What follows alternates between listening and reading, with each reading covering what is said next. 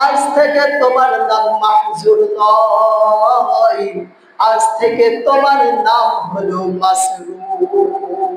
সম্মানিত প্রিয় হাজিরিন, বিশ্ব নবী সাল্লাল্লাহু আলাইহি সাল্লামের কাছে একজন ব্যক্তি এসে বলল, ইয়া রাসূলুল্লাহ, ইয়া হাবিবাল্লাহ, আমি সারাটাক্ষণ ডিপ্রেশনে থাকি, কষ্টে থাকি। ওগো আল্লাহর রাসূল, আপনি আমাকে এমন কিছু শিক্ষা দেন যাতে করে আমি যেন আর কোনো কষ্টে না থাকি, কোনো ডিপ্রেশনে না থাকি।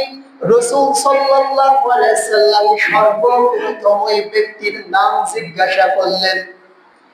ওই ব্যক্তি বললেন, আমার নাম মাহজুর, অর্থ হলো ডিপ্রেশন, কষ্ট।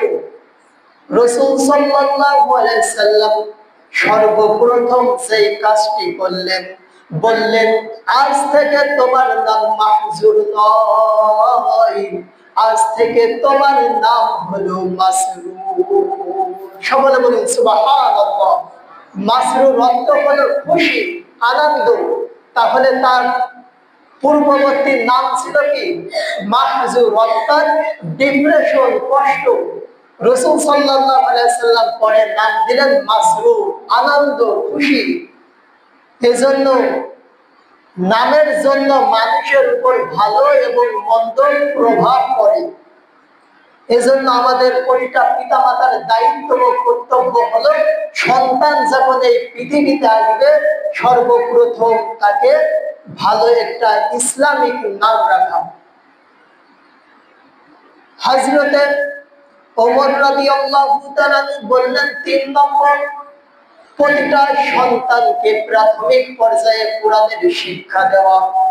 তখন ওই সন্তান বললেন, ইয়া আমিরুল মুমিনিন, এই ৩টা গুণে আমার পিতা আমাকে গুণান্বিত করে নাই, এই ৩টা হক আমার জন্য আদায় করে নাই। তখন হযরত ওমর বললেন, তুমি যে তোমার সন্তানের জন্য আমার কাছে বিচার এনেছো, তুমি তোমার সন্তানের হক আদায় করো নাই, তাহলে কিভাবে সন্তান হয়ে তুমি পিতার কিভাবে হক আদায় করবে? তাহলে সর্বপ্রথম হলো, প্রতিটা পিতা মাতার দায়িত্ব ও কর্তব্য হলো, আগে সর্বপ্রথম সন্তানের যেগুলো হক আছে এই সন্তানের হক বুঝিয়ে দিতে হবে। কথা বলেন ঠিক কিনা? তারপরে ভালো সন্তান আশা করা যায়।